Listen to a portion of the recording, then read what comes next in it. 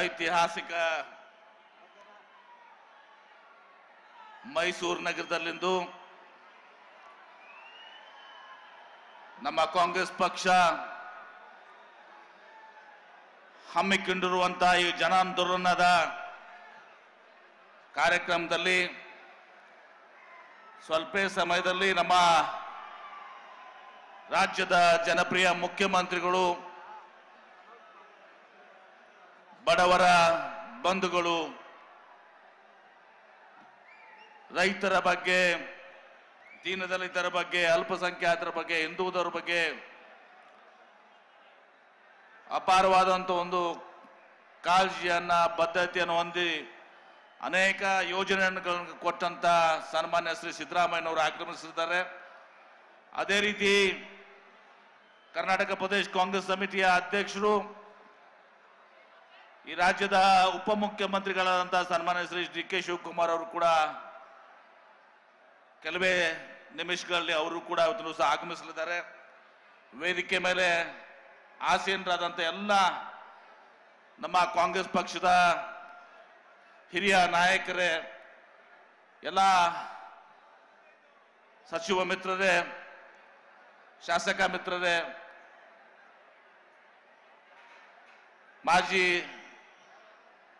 ಶಾಸಕರುಗಳೇ ಹಾಗೂ ಕಾಂಗ್ರೆಸ್ ಪಕ್ಷದ ಎಲ್ಲ ವಿವಿಧ ಘಟಕಗಳ ಪದಾಧಿಕಾರಿಗಳೇ ಸೇರಿದಂತ ಎಲ್ಲ ನನ್ನ ಆತ್ಮೀಯ ಹಿರಿಯರೇ, ಸಹೋದರ ಸಹೋದರಿಯರೇ, ಮಾಧ್ಯಮದ ಮಿತ್ರರೇ, ಕಾಂಗ್ರೆಸ್ ಪಕ್ಷದ ಎಲ್ಲ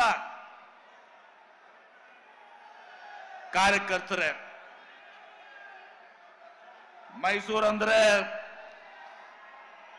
ಕರ್ನಾಟಕ ರಾಜ್ಯಕ್ಕೆ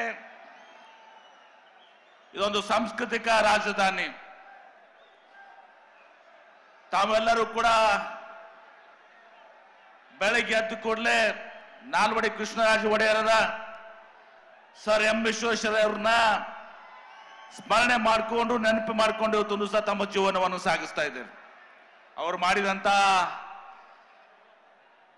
ಅನೇಕ ಜನಪರವಾದಂತಹ ಕಾರ್ಯಕ್ರಮಗಳು, ನೀರಾವರಿಗೆ, KRS ಮತ್ತು ಇನ್ನಿತರ ಡ್ಯಾಮ್, ಕೆಬಿನಿ ಡ್ಯಾಮ್ಗಳನ್ನೆಲ್ಲನೂ ಕೂಡ ಕಟ್ಟಿ ಶೈಕ್ಷಣಿಕ ಸಂಸ್ಥೆಗಳನ್ನ, ಕಾಲೇಜುಗಳನ್ನ, ಶಾಲೆಗಳನ್ನ ಪ್ರಾರಂಭ ಮಾಡಿ ಈ ಭಾಗಕ್ಕೆ ಒಂದು ದಿಕ್ಕನ್ನ ಕೊಟ್ಟು ಒಂದು ಅಭಿವೃದ್ಧಿ ಪಥದಲ್ಲಿ ಸಾಗಿಸಿದಂಥವ್ರು.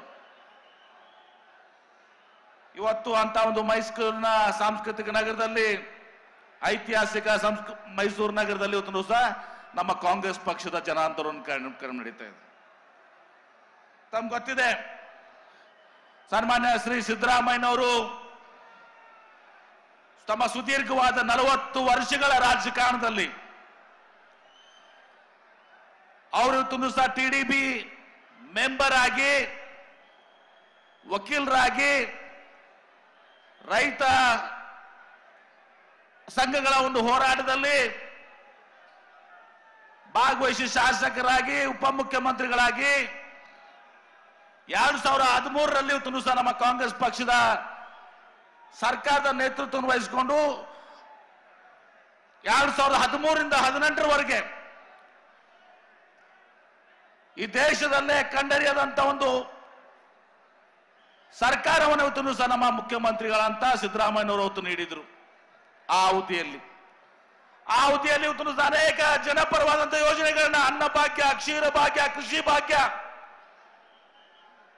ಇವತ್ತು SC/ST ಜನಾಂಗಕ್ಕೆ ಇವತ್ತು ಸಹ ತಮ್ಮ ಜನಸಂಖ್ಯೆಗೆ ಅನುಗುಣವಾಗಿ ಇವತ್ತು ಸಹ 24% ಇವತ್ತು ಸಹ ಪ್ರತಿಯೊಂದು ಇಲಾಖೆಯಲ್ಲೂ ಕೂಡ ಇವತ್ತು ಸಹ ಹಣವನ್ನು ಒದಗಿಸಿಕೊಡ್ಬೇಕು ಅಂತೇಳಿ ನಿರ್ಣಯವನ್ನು ತೆಗೆದುಕೊಂಡು ಸುಮಾರು 165 ಭರವಸೆಗಳನ್ನು ಕೊಟ್ಟು, ಆ 165 ಭರವಸೆಗಳಲ್ಲಿ 158 ಭರವಸೆಗಳನ್ನ ಈಡೇರಿಸಿದಂತವರು ನಮ್ಮ ಮುಖ್ಯಮಂತ್ರಿಗಳಂತ ಸಿದ್ದರಾಮಯ್ಯನವರು. ಇವತ್ತು ಮತ್ತೆ ಅವರ ಒಂದು ನೇತೃತ್ವದಲ್ಲಿ 2023ರಲ್ಲಿ 136 ಸೀಟ್ಗಳನ್ನ ಪಡೆದುಕೊಂಡು ನಾವು ಅಧಿಕಾರಕ್ಕೆ ಬಂದಿದ್ದೀವಿ. ಈ ಸಂದರ್ಭದಲ್ಲಿ ದೇವರಾಜ್ ಅರಸು ಅವರ ನಂತರ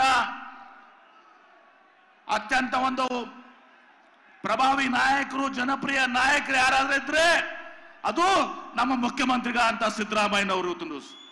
ಅವರು ಹಿಂದುಳಿದ ವರ್ಗದಿಂದ ಬಂದು ಕೆಳಮಟ್ಟದಿಂದ ಬಂದು ಇವತ್ತು ಸಹ 2ನೇ ಬಾರಿಗೆ ಮುಖ್ಯಮಂತ್ರಿಗಳಾಗಿದ್ದಾರೆ. ಈಗ ಒಂದು ಷಡ್ಯಂತ್ರ ನಡೀತಾ ಇದೆ.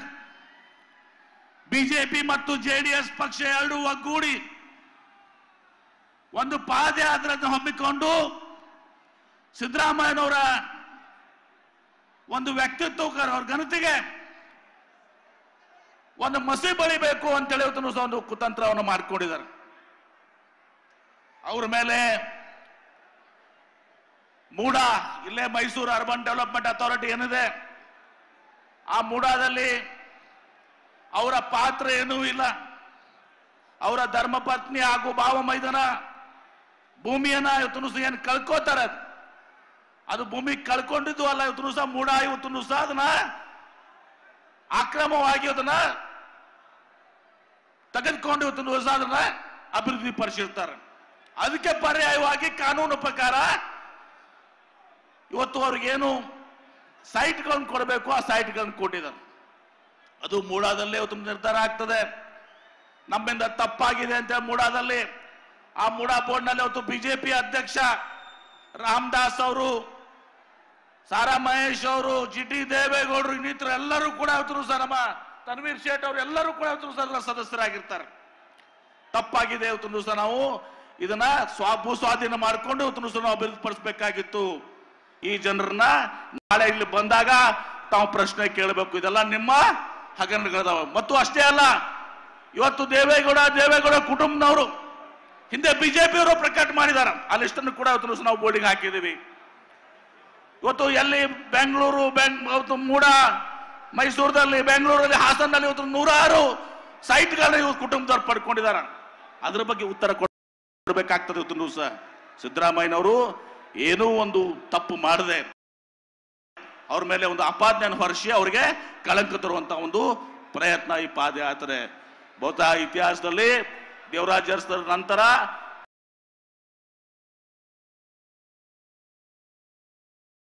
ಹಿಂದುಳಿದ ವರ್ಗದಿಂದ ಬಂದಂತ ಒಬ್ಬ ಮುಖ್ಯಮಂತ್ರಿ, ಜನಪ್ರಿಯ ಮುಖ್ಯಮಂತ್ರಿಗಳು ಈ ಸರ್ಕಾರನ್ನ ಇವತ್ತು ಕೆಟ್ಟ ಹೆಸರು ತರಬೇಕು, ಈ ಸರ್ಕಾರವನ್ನು ಅಸ್ಥಿರಗೊಳಿಸಬೇಕು ಅಂತ ತೆಗೆದ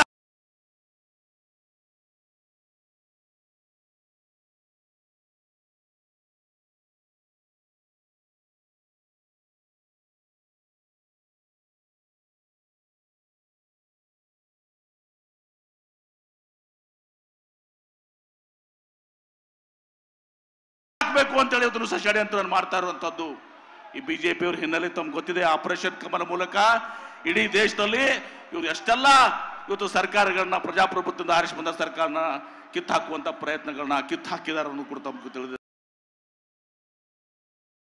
ಅದಕ್ಕೆ ಇನ್ನೂ ಬಹಳಷ್ಟು ಜನ ಮಾತನಾಡೋರಿದ್ದಾರೆ. ಹೀಗಾಗಿ ನಾನು ಇಷ್ಟೇ ಹೇಳ್ತೀನಿ, ಈ ಒಂದು ಬಿಜೆಪಿಯ ಪಾದಯಾತ್ರೆ ಏನಿದೆ ಅದು ಅವಕಾಶವಾದಿಗಳ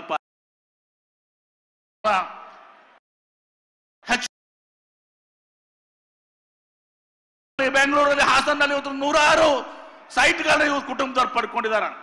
ಅದ್ರ ಬಗ್ಗೆ ಉತ್ತರ ಕೊಡಬೇಕಾಗ್ತದೆ. ಇವತ್ತು ಸಹ ಸಿದ್ದರಾಮಯ್ಯನವರು ಏನೋ ಒಂದು ತಪ್ಪು ಮಾಡದೆ ಅವ್ರ ಮೇಲೆ ಒಂದು ಆಪಾದನೆಯನ್ನು ಹೊರಿಸಿ ಅವರಿಗೆ ಕಳಂಕ ತರುವಂತ ಒಂದು ಪ್ರಯತ್ನ ಈ ಪಾದಯಾತ್ರೆ.